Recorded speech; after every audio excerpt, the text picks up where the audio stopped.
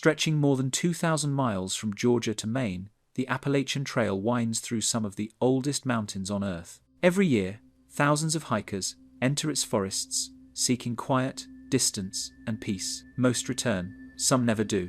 Over the decades, this trail has gathered stories that don't fit on maps, empty tents still warm, radios that hum without signal, compasses that spin, and valleys where sound itself seems to vanish. Rangers speak carefully when asked, choosing their words like they're being overheard. The trail has its rhythms, they say, and sometimes it decides who walks back.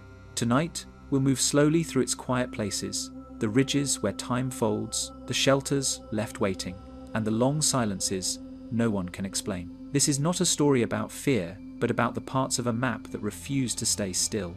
The vanished path. The Appalachian Trail stretches for more than 2,000 miles, crossing 14 states, from Georgia to Maine. It runs through forests that change color with the seasons, across mountains that shift from mist to sunlight, and through valleys where fog stays low for days. For most who walk it, the trail is a place of peace and endurance. But along its length, there are places where people have vanished quietly, without sound or sign. The National Park Service has recorded hundreds of disappearances across the trail's history.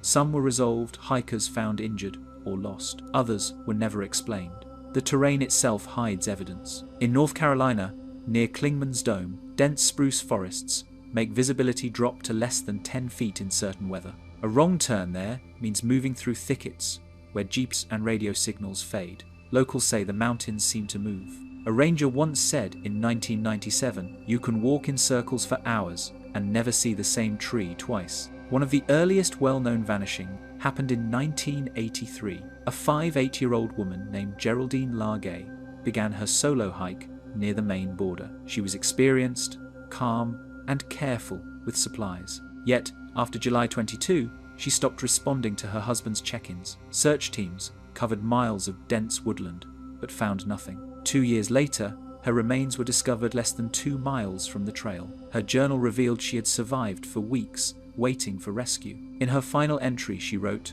"When you find my body, please tell my family I love them." Cases like Largay's draw attention, but they are not isolated. The Appalachian Trail Conservancy keeps its records, yet many disappearances fall under local jurisdictions, making data fragmented. In 1974, a man named Dennis Martin disappeared near the Smoky Mountains during a family trip. Over 1,000 people joined the search, including Green Berets. Tracks were found, then lost. Some reports mentioned strange sounds during night patrols, described as screams that did not echo. No evidence ever surfaced. The trail's geography helps explain how easily people can vanish. In parts of Virginia, sinkholes form after heavy rain, sometimes large enough to swallow entire trees. In Pennsylvania, old mining shafts still exist, unmarked and overgrown. Rangers occasionally discover open shafts hidden under leaves. In Vermont, underground caves from glacial erosion create small air pockets, known locally as breathers. Hikers say those spots feel colder than the air around them, as if the earth is exhaling. Weather adds another layer of risk. The Appalachian climate shifts rapidly. Temperatures can fall 40 degrees in hours.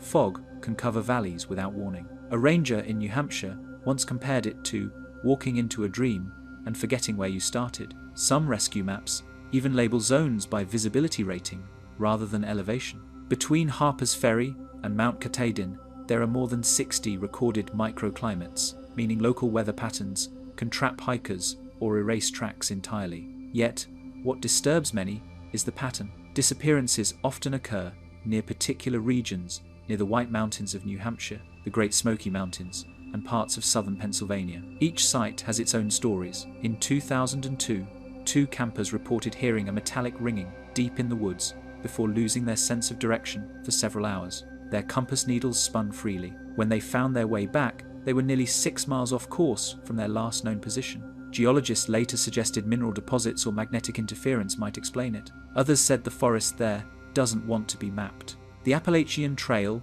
crosses more than 1,700 roadways, yet isolation persists. Whole sections have no cell coverage. Forest Service maps mark communication voids. People sometimes enter these zones intentionally seeking quiet and never return. In 2011, a man named Jacob Gray rode his bicycle to Olympic National Park and set up a small camp near a creek. His gear was neatly arranged, his bike leaned against a tree.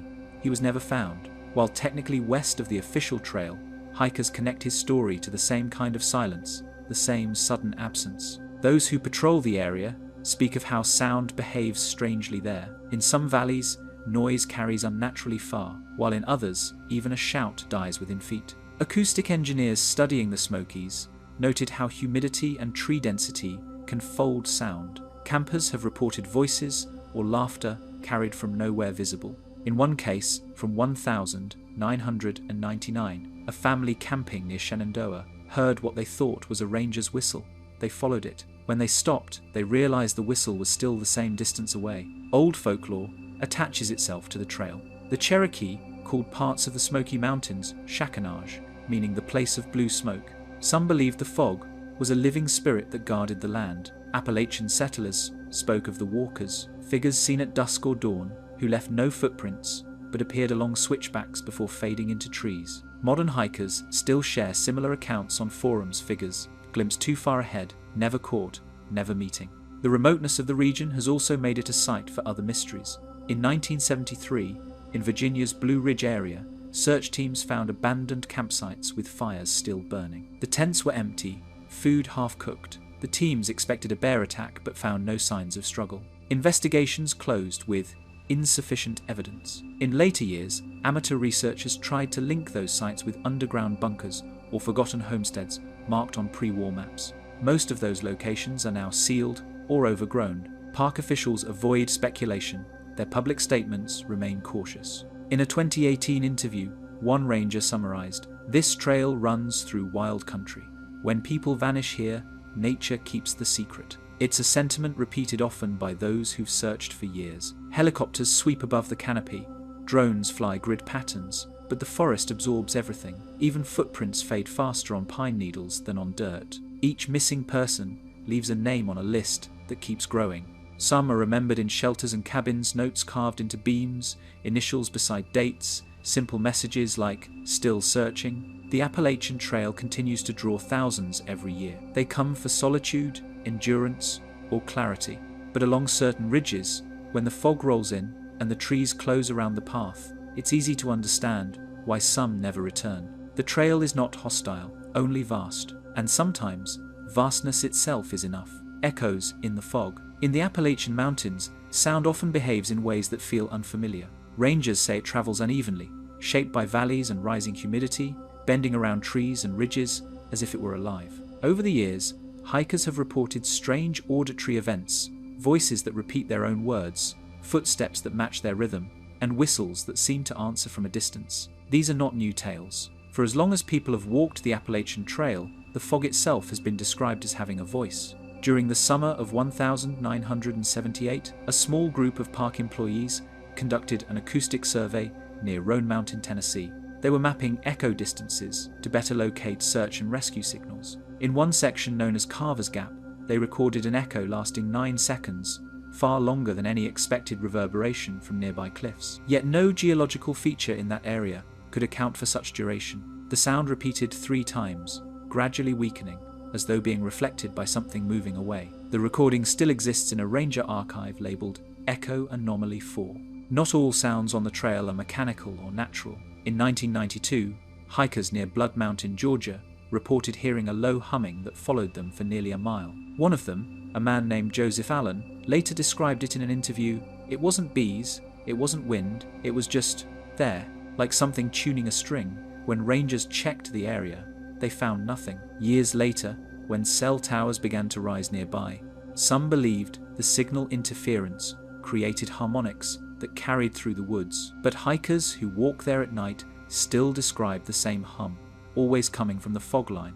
In 2005, a rescue team in the Smoky Mountains was sent to search for 2 missing campers near Clingman's Dome. The search lasted 4 nights. On the 3rd night, several members heard what sounded like a woman calling for help. The voice was faint but clear, echoing 3 times. Thermal cameras showed nothing. The next morning, they triangulated the direction and found only a collapsed section of trail and no footprints. The team leader in his report wrote, "We heard her every night at 3:12 a.m. Then silence." The file remains part of the Park Service's unresolved auditory reports log. Environmental scientists studying the region note that fog and humidity can distort frequencies. In high moisture levels, sound can travel much farther than usual, bouncing between warm and cold air layers. Yet even with this explanation, some accounts remain puzzling. In 2016, a pair of graduate researchers from Appalachian State University set up audio sensors along a 3-mile stretch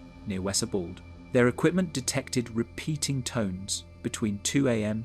and 4 a.m. for 3 consecutive nights, 6 identical notes at equal intervals. The source was never located. Their published notes describe it as a harmonic, consistent with a mechanical source, but lacking directionality. Locals have their own interpretations. Near Hot Springs, North Carolina, some older residents speak of the mimics. They say that if you call a friend's name at dusk, the woods might call it back, slightly slower. A retired ranger named Bill Sanders once told a local paper, "You don't whistle out there after dark. Something will whistle back." Similar stories appear in ranger notes from Virginia's Shenandoah region, dating back to 1949. One entry reads, "Repeated return calls, no animal identified." In 1987, a documentary crew from Richmond traveled to the Blue Ridge Mountains to film wildlife behavior at night. Around 1 a.m., while recording owls, their equipment captured what appeared to be a human voice whispering 3 words, "Don't stay long."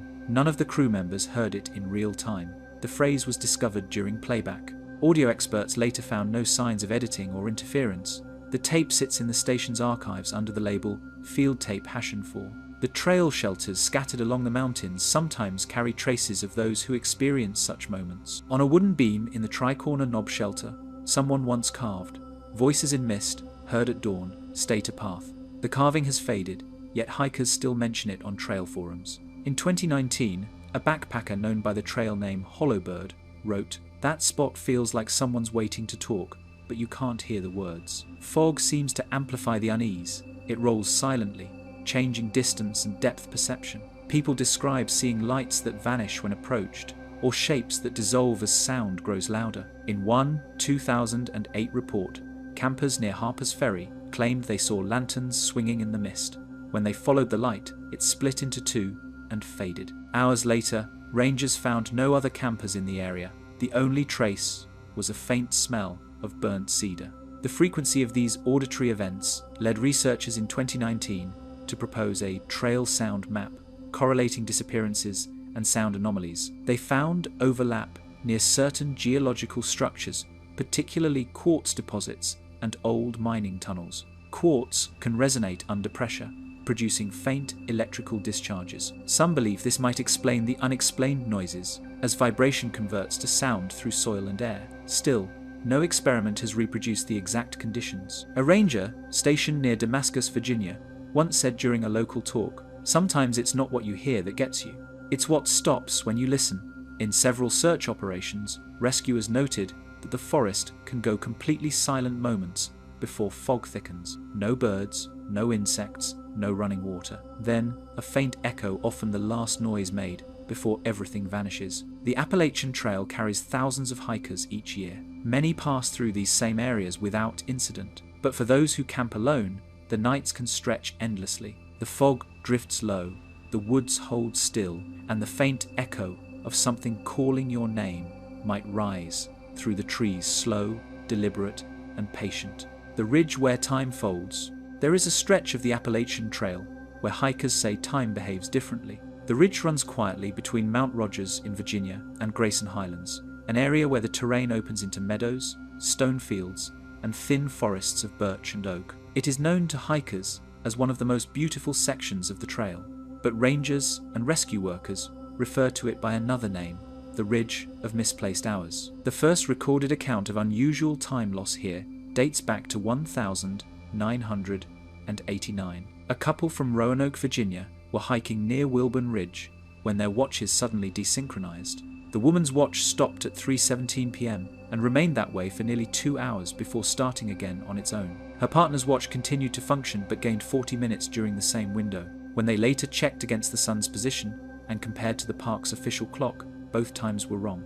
Their campsite logs confirmed it. The Park Service noted the report but could not explain it. 2 decades later, in 2004, a similar pattern emerged. A solo hiker named Peter Lasky, was moving northbound from Damascus toward the same region. He carried both an analog watch and a GPS tracker. On May 12th, his tracker recorded a 3-mile gap without data, though his physical pace and route had no interruptions before or after that point. When he realized the loss, his journal notes read, "Felt fog thicken like sound left. When I came through, sun was lower than it should be."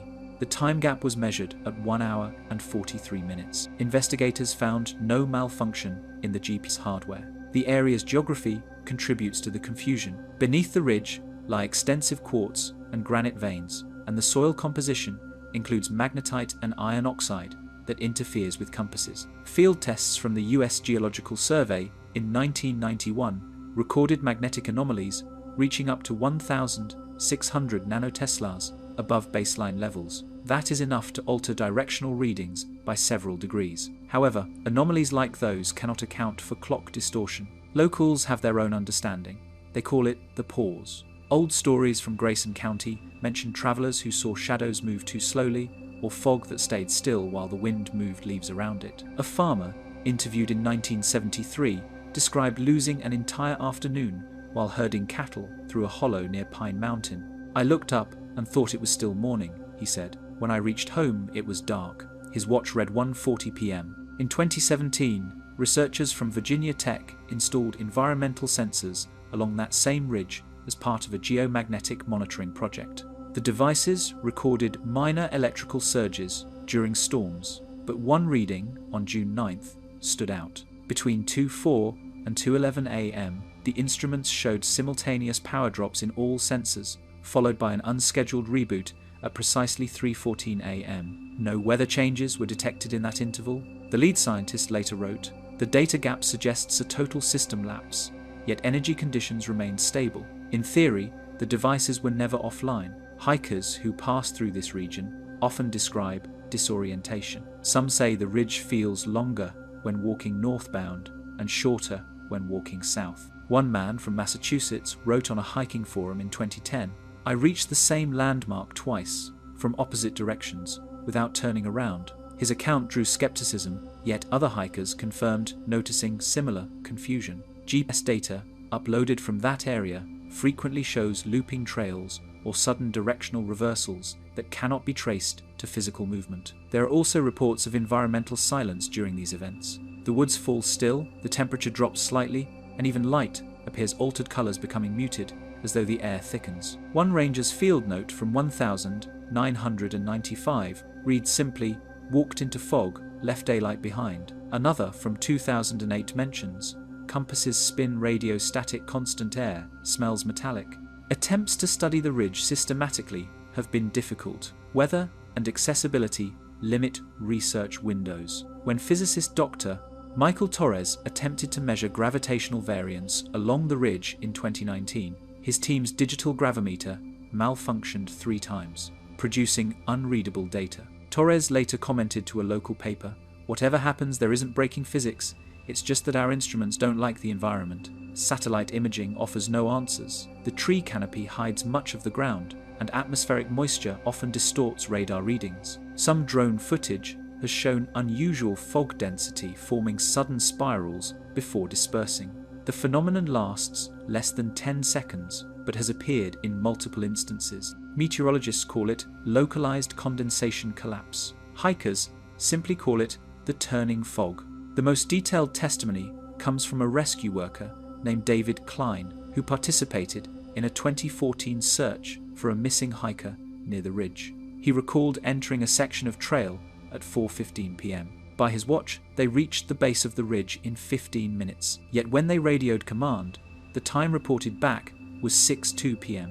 GPS logs later confirmed an unexplained time difference of 97 minutes. Klein said, "The light hadn't changed, shadows didn't move, but the day had gone." Folklore has woven itself into the science. Some Appalachian locals claim the ridge is an overlap, a place where past and present coexist briefly. Others say it's an ancient fault in time left over from the Earth's movement. A few mention lights seen at night that follow no natural rhythm flashes of white that appear just before fog rolls in.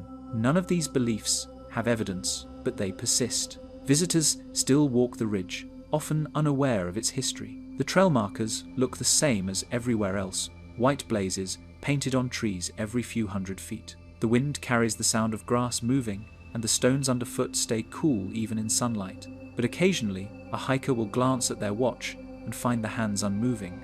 When they leave the ridge, the clock begins again, quietly, as if time itself had paused only to let the forest breathe. The lost encampments, in scattered places along the Appalachian Trail, search teams and hikers have come upon campsites that seem frozen in time. Tents remain zipped, fires still glowing faintly, food half-cooked, and personal belongings arranged with deliberate care, as if the occupant simply stepped away for a moment and never returned. The Park Service has no official category for such discoveries, but internally, rangers refer to them as lost encampments. One of the earliest documented cases occurred in May 1973 near the Blue Ridge Mountains of Virginia. A search team, initially dispatched to locate a missing hiker named Robert Shields, stumbled upon an abandoned tent less than 3 miles off the trail. Inside, they found a sleeping bag unrolled, a pocket knife open on the ground, and coffee still in a pot over warm ashes. The fire appeared to have been stoked within the hour,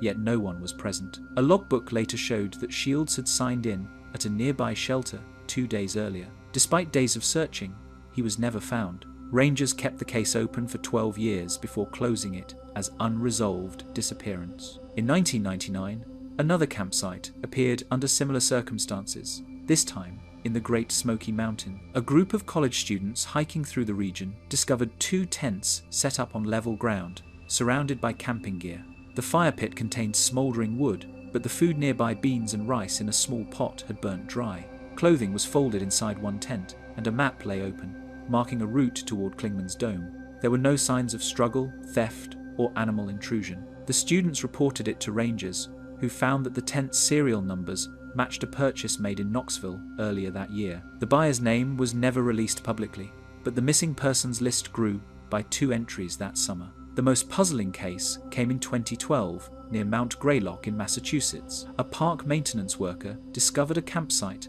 after following smoke from a controlled burn area. What he found looked recent: a red tent, a lantern still glowing, and a small battery-powered radio playing static.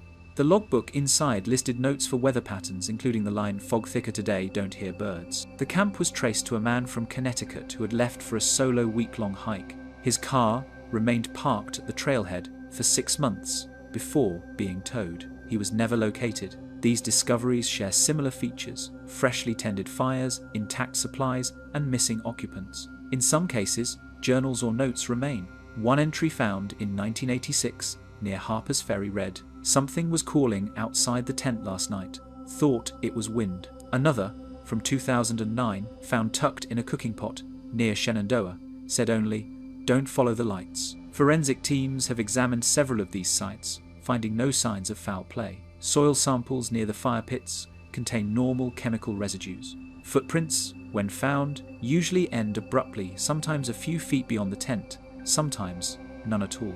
Investigators mention the difficulty of tracking in Appalachian terrain. Leaf litter covers ground quickly, and rain can erase impressions overnight. Yet the consistency of these cases over decades makes coincidence seem less likely. There are environmental explanations. The trail cuts through regions known for sinkholes, soft shale, and sudden fog formation. A misstep in low visibility could lead to an accident hidden from searchers by dense undergrowth. Bears and other wildlife can move items without tearing tents or leaving blood traces, though the neatness of the scenes challenges that theory. Some attribute the phenomenon to disorientation from hypothermia or exhaustion, conditions that can cause hikers to wander from safety. But that fails to explain the camps that appear deliberately left mid-action, fires burning, radios running, lanterns glowing. Rangers who have encountered these encampments rarely speak openly. One, interviewed anonymously in 2015, recalled entering a site near Clingman's Dome where the fire was still warm. "The air felt thick," he said. "No sound, no wind, like it was waiting for something. We packed the gear out, but I remember thinking we shouldn't have touched it." The report was logged as abandoned campsite occupant unknown. Over time, these sites have formed a kind of unofficial map across the trail. When plotted by latitude, they align roughly along regions known for geological irregularities, areas of magnetic disturbance, mineral deposits, and historical fault lines. A researcher from the University of Georgia, studying electromagnetic anomalies in 2018, noted a correlation between those zones and the locations of missing hiker report. He wrote, natural resonance patterns could influence both perception and navigation. Yet, he admitted it could not account for the precision of the camp arrangements. Hikers often exchange these stories quietly, passing them along at shelters and rest points. One tale tells of a campsite found twice, years apart, in identical condition. The second discovery came from a different group, unaware of the first. When the photos were compared, details matched exactly the same tarp fold, the same can of food beside the fire ring. The original site had reportedly been cleared years before. The photographs, however, appear genuine. In certain Appalachian communities, such stories become cautionary tales. Locals advise against camping alone near known silent hollows areas where fog lingers even in midday. Travelers are told to mark their tents with bright cloth and to avoid following lights or voices after dusk. Some even claim the forest rebuilds camps once abandoned, echoing what was left behind. Though no one has seen such a process occur, many agree that the woods have a memory. From a distance, an abandoned camp looks peaceful. Canvas still taut, embers faintly glowing, a pot resting beside the fire. But closer inspection reveals an unfinished moment, a book left open, a chair half turned, footprints that end before the tree line. On the Appalachian Trail, the line between presence and absence can be as thin as a wisp of smoke, rising into still air.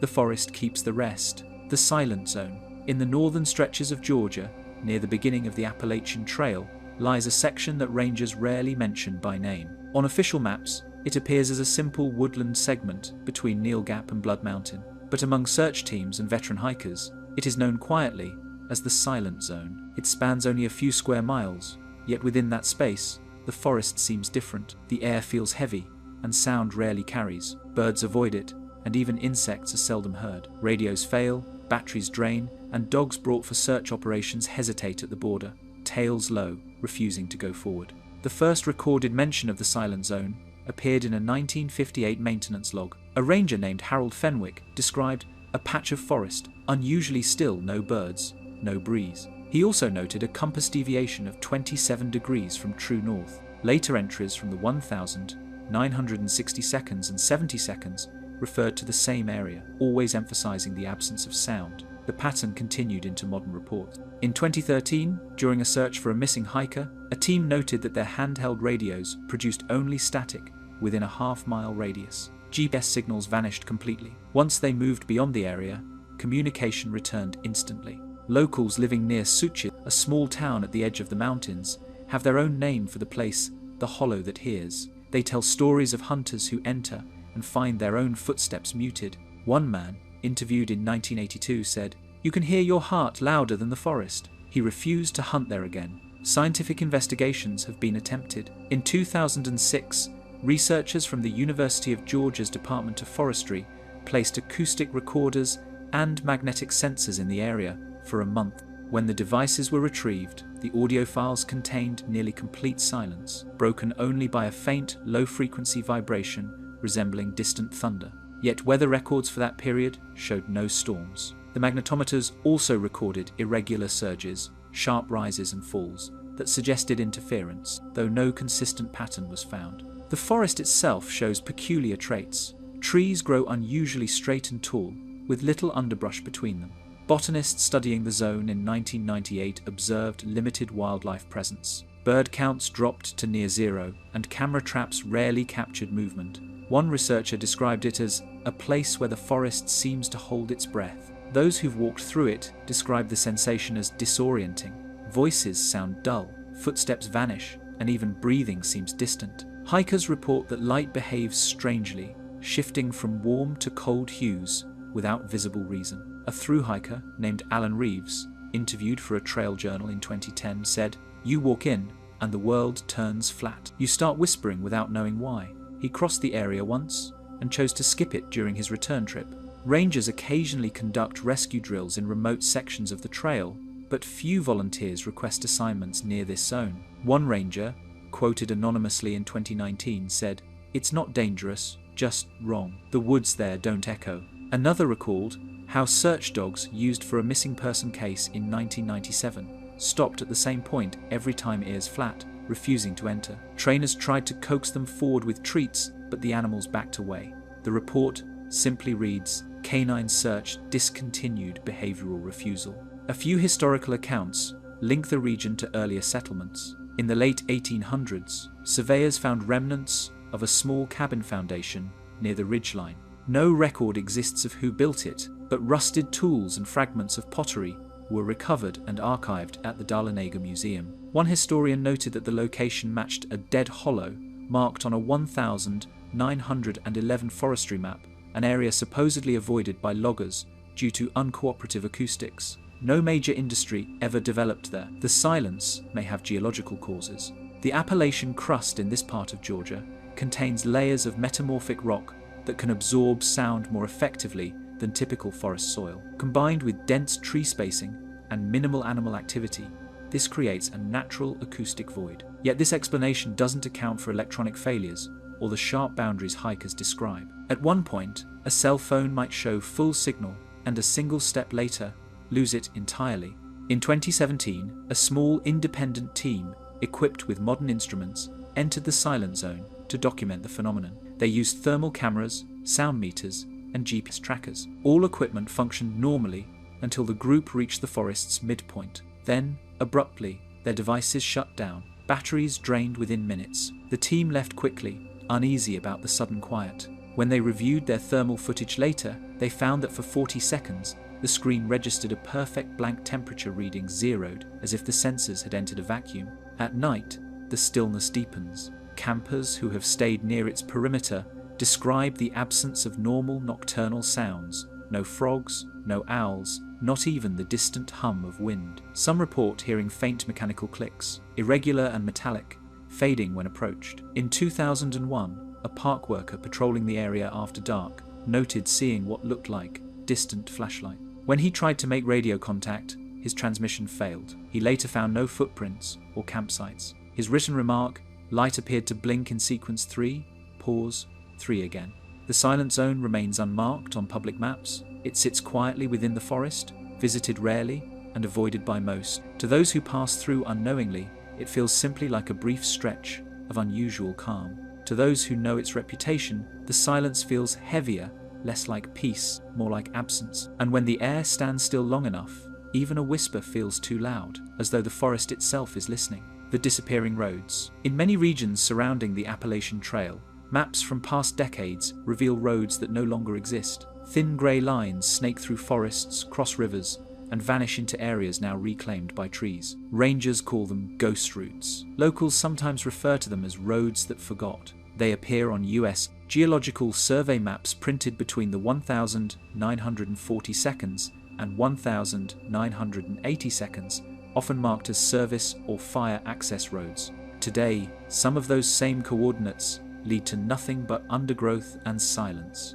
One such road once connected the town of Robbinsville, North Carolina, to an old fire tower near the Smoky Mountains. In aerial photographs from 1956, the path is clear, a narrow dirt track winding up a slope and disappearing into a clearing. Modern satellite imagery, however, shows only unbroken forest canopy. Hikers who have tried to follow its remnants say the trees grow too uniformly, as if the ground were never disturbed. No tire ruts, no stone culverts, no erosion marks, only the faint suggestion of a line when seen from above, visible under morning fog and gone by afternoon. In 1979, a Park Service crew attempted to reopen one such road for supply transport. The project halted after 3 weeks. The workers claimed the ground shifted under heavy equipment as though the soil were hollow.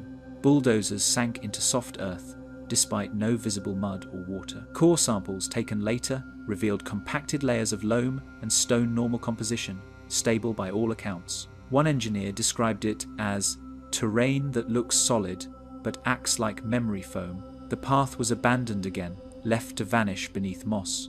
Old-timers in Tennessee recall a road known locally as the Lick Hollow Turn. Built in 1922 to connect two lumber camps, it served briefly before being decommissioned. By 1950, only a few stones marked its existence. Hikers who've tried to locate it describe walking miles along the right coordinates, only to find themselves returning to their starting point without noticing. A 1994 trail report mentions topographical inconsistency, the same ridge appearing twice on a single compass line. Satellite data confirmed no duplication. Some missing roads carry unsettling stories. Near Catawba, Virginia, a 1,963 state survey listed an access trail leading to an old ranger cabin. The cabin itself was real, its foundation remains, but no one has found the road since. Yet early photographs show a clear gravel route with fences along both sides. When forestry students from Virginia Tech went looking in 2008, their GPS units malfunctioned. They recorded looping routes that never matched the terrain they saw. "We kept walking uphill, but never reached the crest," one of them said later. "When we checked the footage, the light had changed twice. We'd been gone 5 hours, but our watches showed one." The phenomenon of vanishing infrastructure isn't limited to the Appalachians, but it's particularly concentrated there. A 2015 study comparing archival maps and modern surveys found that more than 35% of historical paths between North Carolina and West Virginia no longer correspond to any visible geography. Landslides, floods, and reforestation explain much of it, yet some roads disappear without geological reason. In one case, a paved section noted on 1,971 maintenance logs was gone entirely by 1986, no rubble, no foundation. The report concluded, terrain restored to natural state with improbable speed. Locals sometimes attribute these vanishings to what they call the mountain's repair. They believe the land reclaims what humans build, not through decay, but through reformation trees regrowing in geometric order, soil layering faster than time allows. Stories circulate about survey crews losing track of their own markers, compasses reversing polarity, and entire landmarks sliding several feet between visits. While science attributes these inconsistencies to erosion and miscalibrated instruments, those who've seen them firsthand rarely sound convinced. A former ranger named Lewis Harrow recounted one such incident in 1988. His team followed a dirt maintenance road to a collapsed bridge. They marked the point with red stakes before leaving. When they returned a week later, the stakes were gone, and so was the road. In its place stood a solid wall of pine trees, each about 20 years old by growth ring count. It was like someone rolled the forest back into place overnight, Harrow said in his written statement. The area was later closed to visitors due to unstable ground conditions. Survey drones occasionally pick up fragments of these old routes during fog breaks. The images show pale, narrow bands running beneath tree cover, some only visible in infrared. When overlaid on maps, the lines match roads erased decades earlier. Strangely, a few appear to shift positions between surveys, suggesting that either the mapping data is faulty or that the ground itself moves in subtle patterns. Geologists examining those inconsistencies note that underground water systems in the region can cause minor land displacement, though not on such precise alignments. In 2003, a group of amateur cartographers tried to document these ghost roads for an online archive. They plotted over 50 entries, complete with GPS data and field photos. Within 2 years, most of the links led to error pages, and their main server went offline. A ranger familiar with the group said they stopped after one of them went missing near an unmarked stretch in Monroe County. His camera was found, but not his pack. The missing roads continue to appear on older paper maps stored in ranger stations and libraries. Sometimes they re-emerge in local memory when an elderly resident recalls driving somewhere that no longer exists. A few hikers claim to have walked these forgotten routes, finding stretches of gravel or wooden guardrails deep in the woods, then returning later to find nothing. Whether caused by natural recovery or something less understood, the effect is the same. Pieces of history removed quietly, without trace, as if the land edits itself. Those who study the Appalachian Trail know that every path eventually disappears, covered by roots and moss, but these vanishings seem deliberate, organized like corrections made by an unseen hand. Somewhere beneath the surface, roads still exist, fossilized beneath the trees. For now, they remain unseen, their coordinates remembered only by maps that no longer match the Earth. The rangers who stayed silent. In the archives of the National Park Service, many reports from the Appalachian Trail appear incomplete. Lines are blacked out, signatures missing, and certain entries marked not for public release. Officially, these omissions protect privacy. Unofficially, rangers say they protect something else, the reputation of a trail that has swallowed more people than most care to admit. Behind every disappearance are those who searched and never spoke of what they found.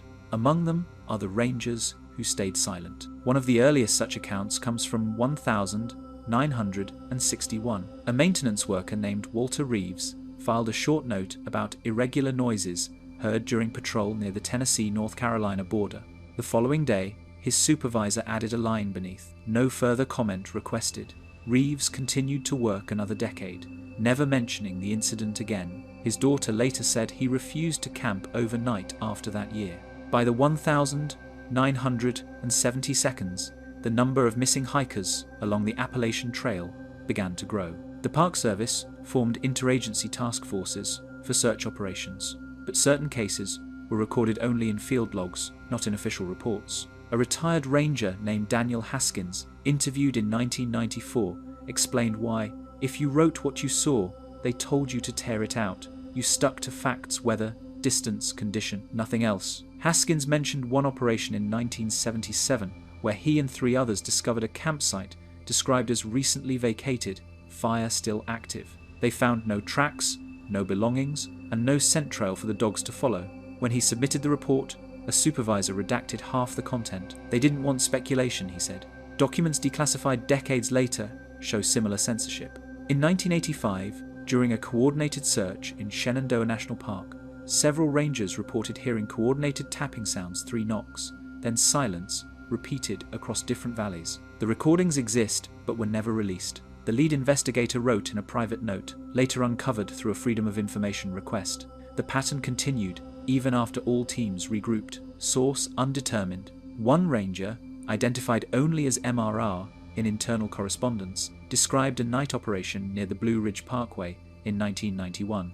He wrote that his team observed lights moving uphill against terrain gradient. The lights were spherical, pale, and soundless. Radios malfunctioned until dawn. The entry was later replaced with a single sentence. Search completed, negative results. When questioned years later, Monsieur R told a journalist that the edited version was not untrue, just incomplete. There are unspoken rules within the ranger community. New recruits learn early which areas to avoid at dusk, which shelters to inspect only by day, and which questions not to ask. A phrase appears in multiple internal memos from the 1,980 seconds. Maintain morale, do not circulate folklore among staff. Folklore, however, is what remains when facts are erased. Former ranger supervisor Alice Green, who worked along the trail from 1978 to 2002, once said, "We kept 2 kinds of books, the public ones and the ones that stayed in the drawer. The private logs detailed strange compass readings, missing time, and animal behavior that defied patterns. In one such log from 1993, a patrol unit described a section near Blood Mountain where even tracking dogs refused to proceed. They whined, turned circles, and lay down." The note reads, "No visible threat present. The following page is blank, except for a handwritten line. Command advised silence until review." After the early 2000s, electronic data collection replaced paper records, yet redactions persisted. GPS logs from 2010 show blank intervals that don't match signal loss zones. Rangers who worked those searches recall being instructed not to discuss inconsistencies. One of them, a communications officer named Michael Trent, told a local newspaper in 2018, "We were told some things can't be mapped." His interview was later retracted without explanation. Among the few public whistleblowers is a man named Thomas Avery, who served as a park ranger for nearly 30 years. In a recorded conversation archived by a small hiking association, he described responding to 3 separate disappearances between 1989 and 1996. In each, the last known location of the hiker was within the same 5-mile radius, an area he called the Pocket. When asked what he saw, Avery paused for several seconds and replied, "Not what I saw, what I didn't. No shadows, no echo, no sign we existed there at all." Rangers are trained observers. They measure, document, verify. But over time, even they begin to question what belongs in a report. Some leave the service quietly, others stay, but stop asking questions. An internal survey from 2007 found that nearly 20% of long-term employees along the Appalachian Corridor reported psychological fatigue related to unresolved field events. The report never defined what those events were. Occasionally, fragments escape into public awareness. In 2015, an anonymous email circulated among hiking forums, supposedly written by a retired ranger. It read, "If you find an empty tent with food still cooking, don't touch anything.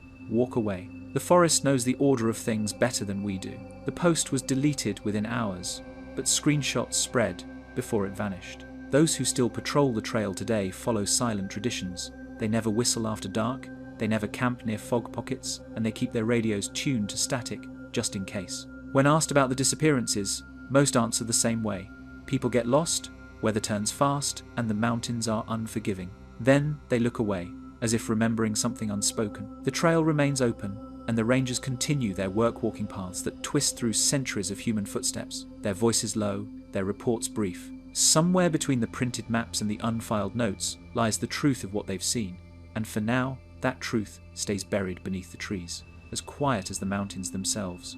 The map that wasn't there. In 1974, the Appalachian Trail Conservancy and the US Geological Survey collaborated on a large-scale remapping project. The goal was to unify fragmented local maps into a single, official document covering the entire trail from Georgia to Maine. The effort was known internally as the Continuous Corridor Program. Thousands of coordinates were verified by surveyors and rangers, and new aerial photographs were commissioned. But when the final maps were printed 2 years later, several segments had quietly disappeared sections that had existed on every previous version. According to the internal project index, 18 linear miles of trail spread across Virginia, North Carolina, and Pennsylvania were marked as reclassified. The term meant nothing to the public, but among staff, it referred to land that could not be confirmed by either physical survey or aerial imagery. Where a ridgeline or trail bend had been, the photographs showed only undisturbed forest. Even the clearings recorded on earlier maps appeared gone.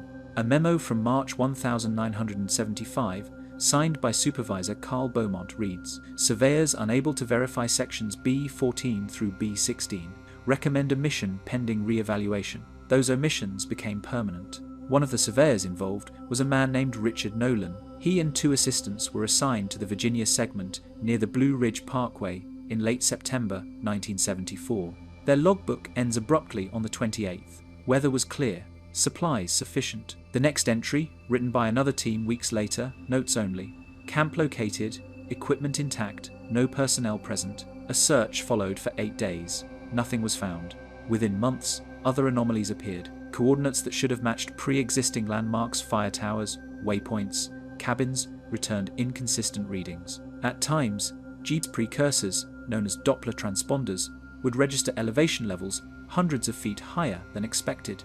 When photographs came back from aerial surveys, some images contained what analysts called terrain mismatches. Tree shadows curved at impossible angles. Roads known to exist nearby failed to appear. One internal letter from a topographic engineer stated, "This film has no depth. The forest looks painted." When the map was finally published in 1976, the official explanation was consolidation removing redundant or inaccessible routes, but the paper records suggest something more deliberate. In an appendix stamped "restricted not for circulation," an entry labelled Section G Anomaly describes photographic loss due to light interference. The wording implies mechanical failure, yet field notes contradict it. Surveyor Assistant Ann Kersey wrote, "The air was still, no glare. Compass readings lost alignment for 37 minutes. Film came out blank." Around that same time, the Park Service began receiving reports from hikers who claimed to have walked sections not shown on the new maps. Some described shelters and signposts that no longer existed officially. A man from Pennsylvania submitted a photograph in 1977 showing a weathered wooden sign marked Trail 16. The coordinates he provided placed it directly inside one of the omitted sectors. When rangers visited the spot, they found no trace of a trail or sign. Soil samples suggested the trees there were at least 40 years old, older than the supposed removal date. Archivists searching for earlier versions of the maps discovered further irregularities. Copies printed before 1974 began to vanish from storage. Entire boxes of drafts, memos, and field negatives were reported missing from the Appalachian Trail office in Harper's Ferry. In a 1980 audit, officials noted that no original survey photos remained for southern sections predating Revision 74. Even microfilm backups were gone. When asked about this years later, one administrator remarked, "They were probably misplaced during office relocation, but no record of any relocation exists." By the late 1980 seconds, The missing map sections had become a quiet rumor among long-distance hikers. Some claimed that walking through those coordinates at night felt wrong, that the air was colder, the light dimmer. A few reported finding old concrete markers with numbers that didn't correspond to modern maps. Others mentioned distances that didn't add up, 2 miles that felt like 5, or descents that led back to the same elevation. One particularly strange account came from a photographer named Leonard Price, who set out in 1992 to locate one of the missing ridges in North Carolina. He carried a GPS unit and 2 cameras. Price's final photographs, later recovered from his developed film, show a normal stretch of forest, except for the last frame. In that image, the trees appear faintly transparent, as though double exposed. Behind them is a faint outline of a trail marker, numbered 14B, which hasn't existed since the 1,970 Price disappeared a week later. His pack was found near the same coordinates. When researchers at Appalachian State University reviewed the anomalies in 2009, they concluded that map inconsistencies correspond closely to regions with geomagnetic irregularities and high fog retention. Their report added that photographic anomalies could result from diffraction or exposure errors. Still, the absence of original records makes verification impossible. Without those, there is no way to determine whether the vanished sections were ever truly there, or if they were recorded in error to begin with. A handful of retired rangers admit to keeping personal copies of the pre-1974 maps. One, interviewed anonymously in 2016, described a specific difference. There's a loop that used to connect back around Roan Highlands. It's gone now, but when you're up there, sometimes you can see where it should be.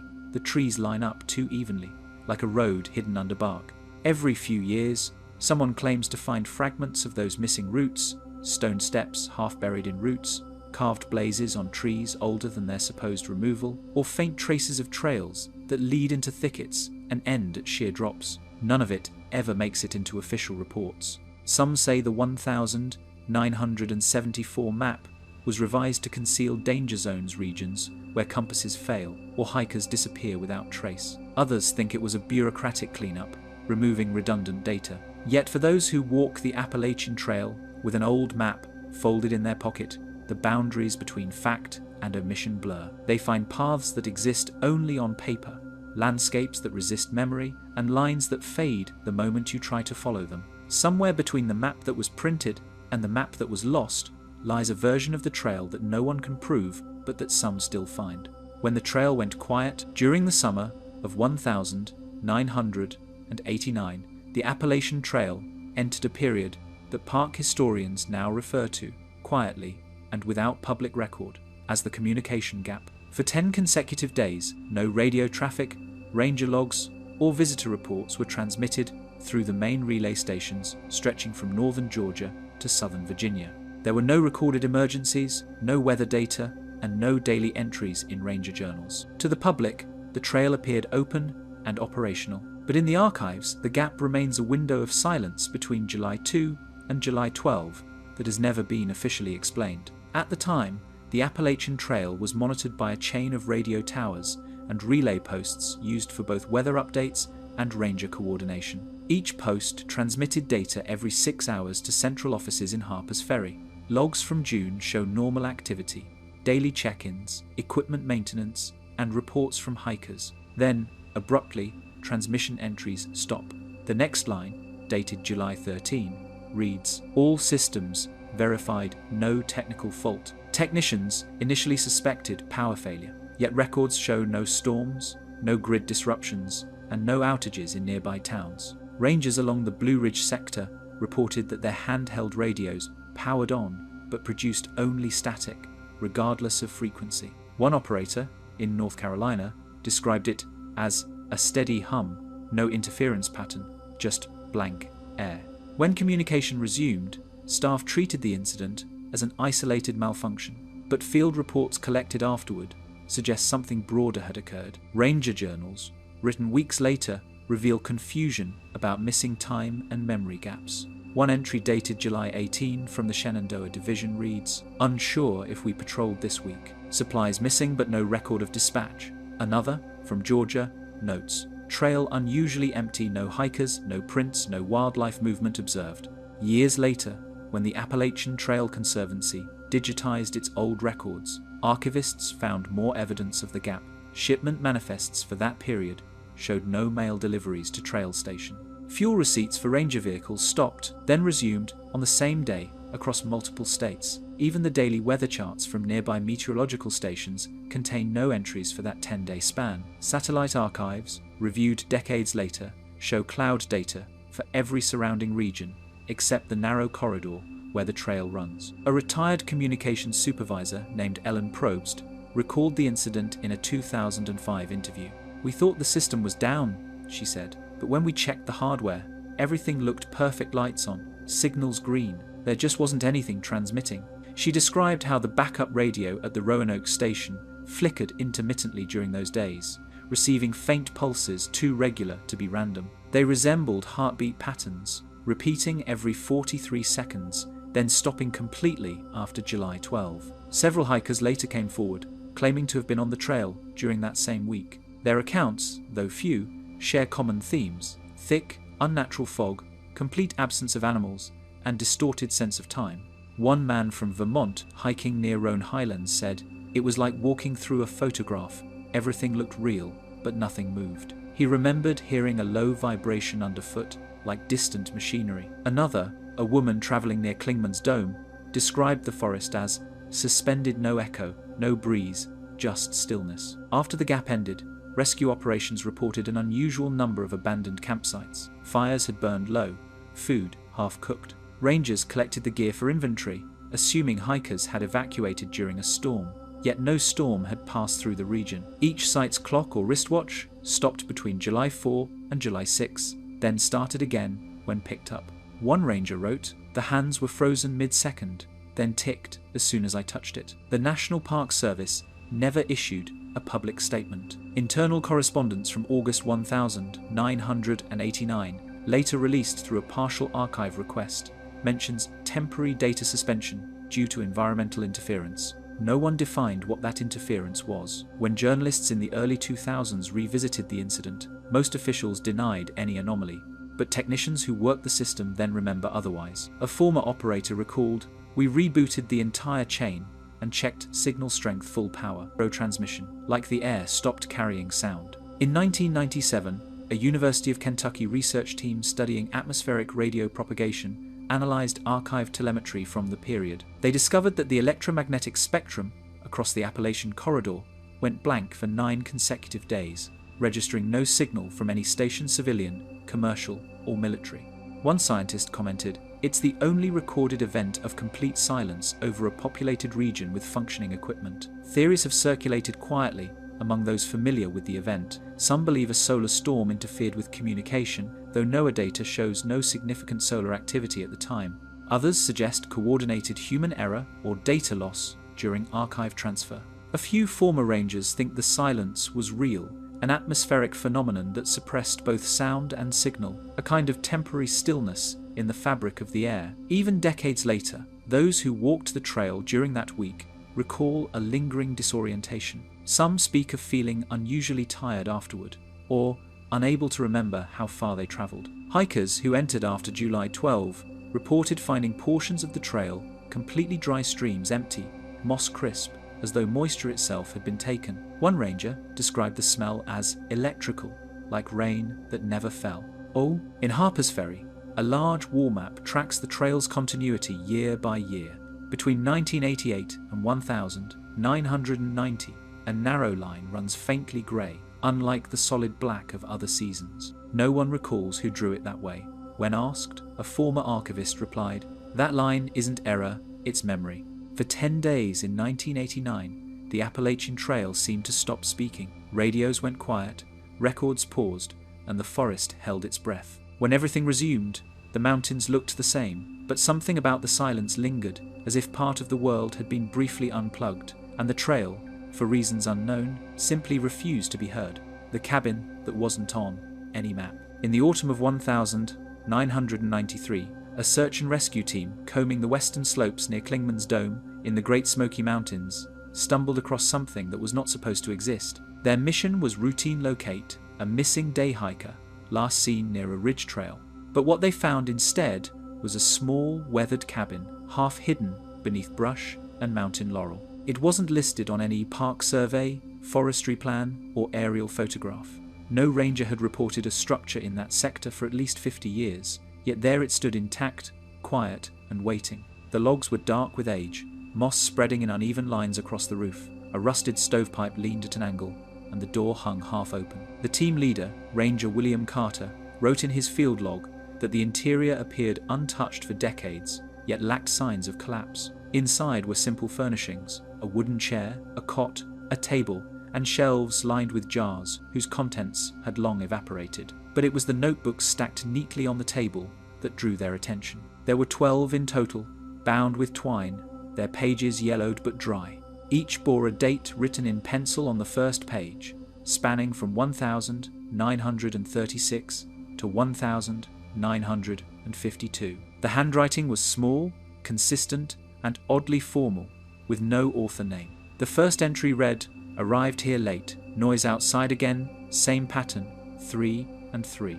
Other passages described weather, wildlife, and occasional visitors who never spoke. One note from 1941 mentioned the line on the map shifting again, while another, dated 1948, referred to 2 men with lanterns who never cast light. When Carter reported the find to headquarters, the order came back within hours: secure the site and await further instruction. 2 days later, a federal team arrived by helicopter. They removed the notebooks, photographed the cabin, and sealed the area with yellow tape. By the following week, the cabin was gone. Rangers returning later found only leveled soil and fresh saplings planted in rows. Carter's team received letters of reassignment the following month. The incident never appeared in public logs, but fragments of it survived in personal accounts. One ranger, speaking anonymously in 2001, recalled that the cabin smelled like cedar, even though it shouldn't have. It was old, but too clean, like someone had been there recently. Another mentioned a peculiar detail, a map pinned to the wall, hand-drawn, showing the Appalachian Trail, but not as it appears today. It contained side routes, loops, and ridges that had been removed in the 1974 revision. In the margin, someone had written in faded ink, "Keep to the old path. The new one doesn't stay still." Rumors of similar structures have surfaced since. In 1998, hikers near Mount Rogers reported finding the corner of a collapsed cabin foundation with melted glass and charred nails. In 2005, satellite scans picked up a heat signature resembling a small building deep in an uninhabited section of forest in Virginia. When a team reached the coordinates, they found no structure, only flattened grass in a square pattern. Historians who reviewed Carter's partial report in 2010 noted that cabins like the one described were occasionally built by early surveyors, or hermits, before the park system expanded. Yet, none matched the construction style mentioned in his notes: hewn logs joined with iron pegs instead of nails, a method last documented in the region before 1900. Carbon dating of a wood sample Carter kept privately confirmed it was cut around 1892. That detail deepened the mystery. The earliest journal entry inside the cabin was dated 44 years later. The contents of those notebooks have never been released. Only a single photograph survives grainy, taken from Carter's disposable camera before the federal team arrived. It shows the table, a lantern, and a notebook open to a page reading, "The forest forgets only what it chooses." In the background, through the open door, a fog bank is visible. Investigators later tried to determine whether the photograph's background matched known terrain near Klingman's Dome. It did not. Within local communities, the cabin became legend.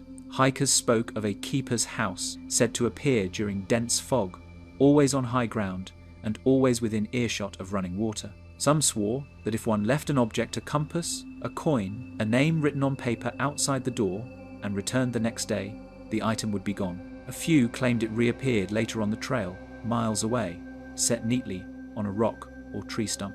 In 2017, a journalist named Henry Walsh tried to locate Carter, who had retired decades earlier. He found him living quietly in North Carolina. When asked about the cabin, Carter paused before saying, "I shouldn't have opened the door.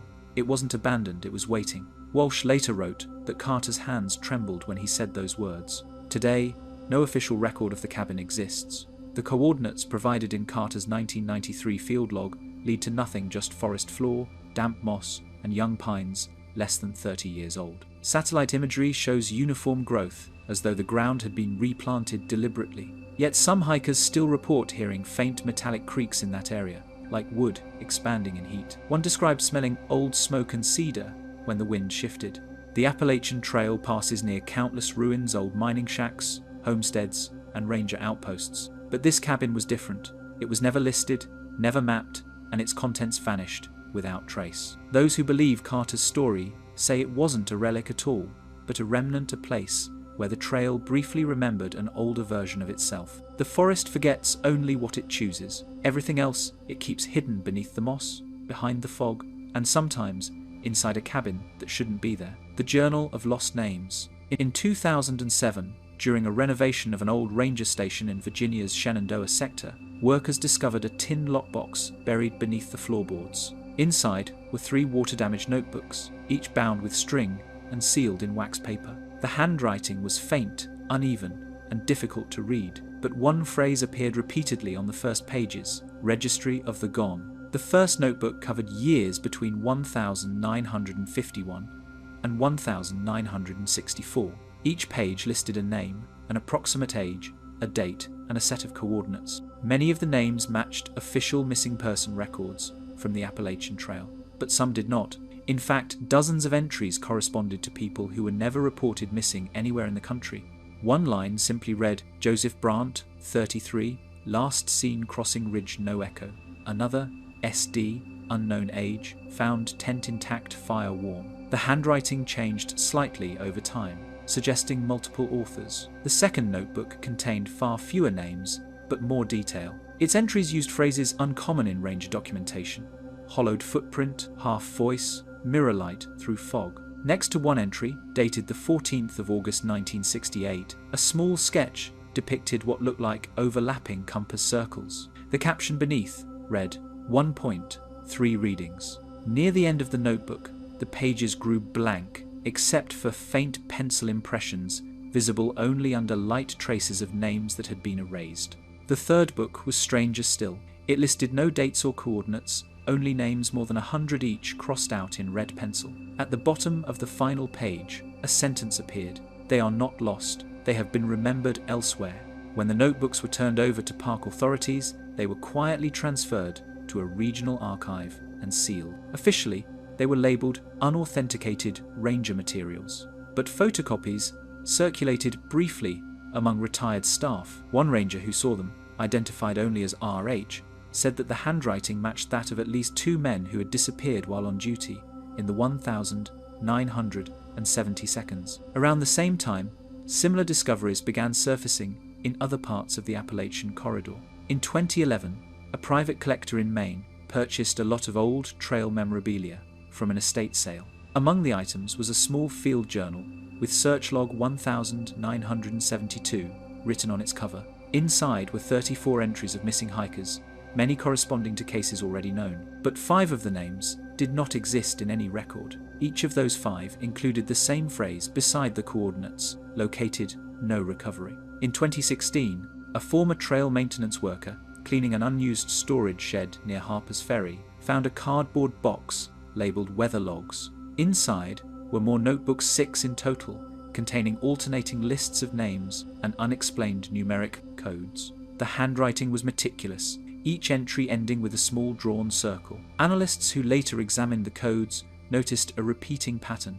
Every 9th entry matched the latitude of a known disappearance. The 10th entry was always blank. When questioned, the Park Service stated that such materials often came from volunteer registries or personal logs kept by rangers and hikers. But the consistency of the handwriting and the secrecy surrounding their removal from archives suggested otherwise. One former archivist admitted anonymously that some of the names didn't belong anywhere: no driver's licenses, no census records, no birth certificates. It was as if those individuals had never existed until the journals named them. The origin of these lists may trace back to a man named Samuel Corr, a field ranger who served from 1947 to 1962. Corr was known for his precision and his habit of writing by lantern light after every patrol. His original journals were thought lost in a fire that destroyed the old Damascus Ranger office in 1970. But one entry found in another ranger's notebook quotes Core directly. If the trail remembers you, it writes your name twice, once for the living, once for the quiet part. Researchers comparing handwriting samples later confirmed that several of the registry of the gone entries matched Core's writing, yet other hands had added notes decades later. In the margins of the 1951-1964 book, someone had penciled new coordinates with dates from the 1980 seconds and 1990 seconds. The ink and pressure suggested a different author, someone still maintaining the record long after Core's death. A pattern emerges when the coordinates from these journals are plotted. Many align with previously noted anomalies: the ridge of misplaced hours, the silent zone, the vanished roads, and the area where the unrecorded cabin once stood.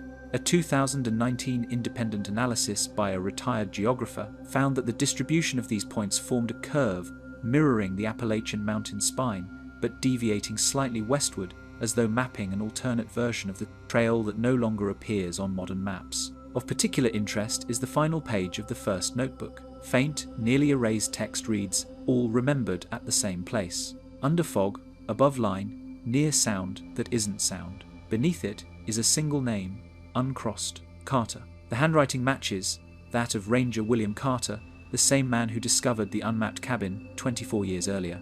To this day, the official archives list the notebooks as non-verified materials of folkloric nature. Yet the original pages remain sealed in storage, their contents accessible only to a handful of curators. Those who have read them describe the sensation as disquieting the feeling that the lists continue beyond the page, as if each blank line waits for a new name. Some hikers claim that deep in the mountains, under certain light, they found copies of these names scratched faintly into shelter walls or carved into trees. The lettering always looks old, though the cuts are fresh. No one can say who adds them. But each time another hiker disappears, someone inevitably checks those journals again, waiting to see if the trail has already written the name before the world realizes it's gone. The place where maps end. At the northernmost edge of the Appalachian Trail, beyond where the white blazes fade into granite and fog, lies a point not marked on any map. It is not a summit, nor a valley, just a narrowing of land, where the trail seems to dissolve into mist. Rangers call it the terminus, but among those who have walked every mile, a quieter name circulates: the place where maps end. Every long-distance hiker reaches it differently. Some describe feeling watched. Others say it feels like walking into an old photograph. Colors flatten, wind fades, and the sound of their own breath seems to arrive half a second late. Those who arrive after dusk often say the forest appears wider there, as if space itself stretches. There are cairns built from stone that doesn't match the surrounding geology, smooth, black, and cold to the touch. No one knows who placed them. They do not appear on trail records or surveys, yet they stand in orderly lines leading toward fog. The first mention of this place appears in a 1938 journal by a surveyor named John Hill. He wrote, "Reached end of cleared corridor, trail continues though compass disagrees. Voices in distance sound slower than speech." Hill's map ends with a pencil mark, fading mid-line. His body was never found. His equipment was recovered months later, 30 miles south of the site, though his boots were dry and his watch had stopped at 7:43. In the decades that followed, a handful of rangers noted similar anomalies in their patrol logs. Radios clicking though switched off, light persisting at night without visible source, the faint scent of wood smoke when no campfire was near. One entry from 1967 reads, "Boundary of noise reached beyond this, silence has shape." It was initialed but unsigned. When the 1974 remapping erased several trail sections, the missing coordinates formed a subtle arc that ended near this northern ridge. Geologists reviewing the data noticed an abrupt discontinuity in terrain elevation 2 feet higher than surrounding averages, like a pulse frozen in the land. Those figures were never published in the final survey. Satellite imagery of the terminus area often fails. Clouds linger unnaturally, sometimes for weeks, regardless of wind direction. Infrared scans show temperature drops not consistent with altitude. The same patch of fog reappears in photographs taken years apart, unchanged in shape. Meteorologists call it a thermal hold. Locals say it's a gate that never closes. Hikers who reach this point describe an atmosphere that feels heavier, as if the forest presses inward. One man in 1999, finishing his northbound journey, wrote that his Jeep malfunctioned exactly as the trail disappeared into the fog. It said I was standing in water, he noted, though he was on dry rock. His compass spun for 7 minutes, then froze. His final journal entry reads, "Heard footsteps behind me, perfectly timed to mine. When I stopped, so did they." His tent was found days later, empty, with his hiking poles arranged in a circle. Some say the trail doesn't end there, it folds back on itself. Rangers have documented rare cases of hikers reappearing miles south with no memory of turning around. One 2013 incident report states, subject claims last known landmark was the Cairn Line, believed to have walked 2 hours. Jeep confirms 0 displacement. The man was dehydrated but unharmed. He refused to return north. Geologists and park staff attribute most of this to optical illusion and fatigue. Fog can distort sound. Magnetic minerals affect compasses. Exhaustion bends time. Yet none can explain the map discrepancies or the cairns built from stone not found in the region. In 2018, a researcher carried a portable spectrometer to analyze one of the black rocks. The readings returned no match to any known Appalachian mineral. The device registered non-reflective composite, unknown composition, before shutting down entirely. Today, the place where maps end is not labeled, not fenced, and not forbidden. It exists quietly beyond the marked terminus, where hikers sometimes wander for closure or curiosity. Few speak of what they find. Some return uneasy, others calm, as if they've left something behind they hadn't realized they were carrying. At certain hours, especially near dawn, those who linger report hearing soft echoes, not of voices, but of pages turning. The sound comes from no direction in particular. A few say it resembles the whisper of leaves brushing stone, or the shuffle of boots receding into fog. One ranger, who spent a night there alone, wrote afterward, "The forest didn't feel empty, it felt complete." In the archives, the last coordinate of the Appalachian Trail ends with a period, a dot on a map that holds no continuation. But those who reach it say that if you stand quietly and wait long enough, you can hear something faint beneath the silence. Not wind, not birds, just the low rhythm of footsteps moving somewhere ahead, in a direction no map records. The trail ends there, or begins again where no one is watching. Either way, the mountains keep walking. The Appalachian Trail has no ending, only distance, fog, and memory. Long after a hiker's footsteps fade, the forest keeps their rhythm. Rangers still walk those paths, quietly logging new names, tracing trails that shift beneath the leaves. Each season, another campsite appears empty. Each year, the map grows a little less certain. Maybe the mountains remember more than we do.